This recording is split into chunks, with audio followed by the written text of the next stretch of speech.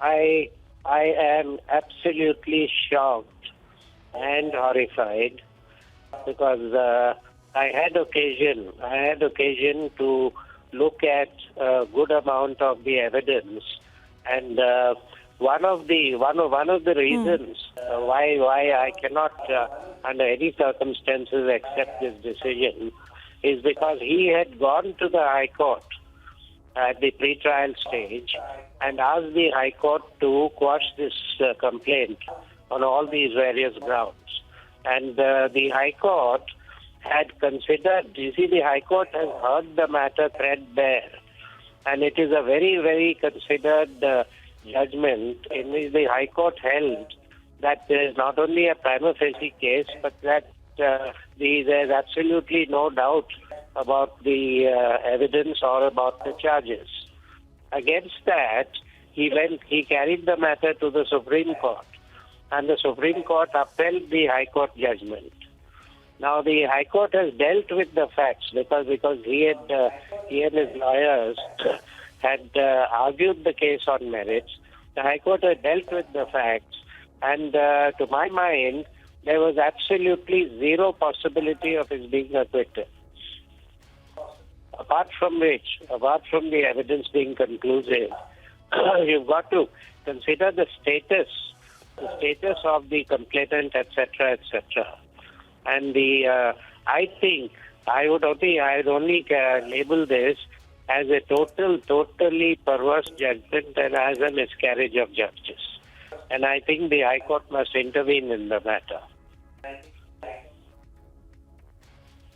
Absolutely, because, sir, even as we look at the case of the nun, how it was being tried to build up, because, in a way she was ostracized. But within her own community there, and she had also sought for Vatican's intervention to ensure justice to her. She was shunned by the church and the supporters of the powerful priest there. How are you looking at the case impacting her, especially if she needs to fight and go to a higher court? No, it's absolutely intolerable, but please understand that in a case like this was a case of rape and sodomy, etc., etc. And in a case of this type, the nun is only the complainant. You see, the nun and the other witnesses, she is the complainant and they are all the witnesses. But the state is the prosecuting party because the state had undertaken the prosecution. And I don't know, because I'm told after the trial started, it was held in camera, and we did not have any recourse. Even the media did not have any recourse to what was happening in the courtroom.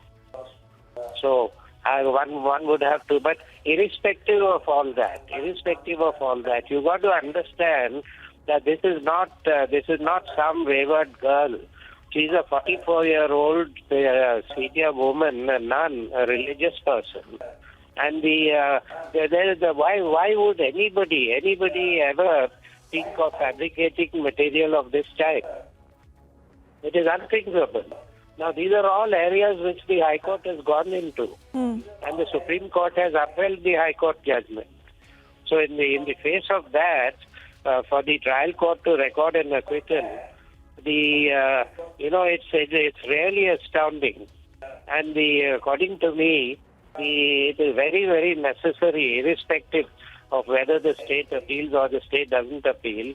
This is globally shocking, and I think the High Court must suo moto call for the records and re-examine the case.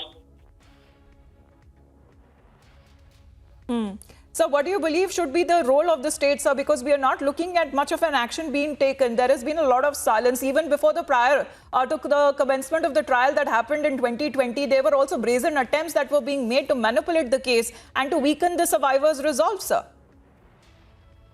You are right, madam. You are absolutely right. You've got to understand the Mulakkal and very, very powerful.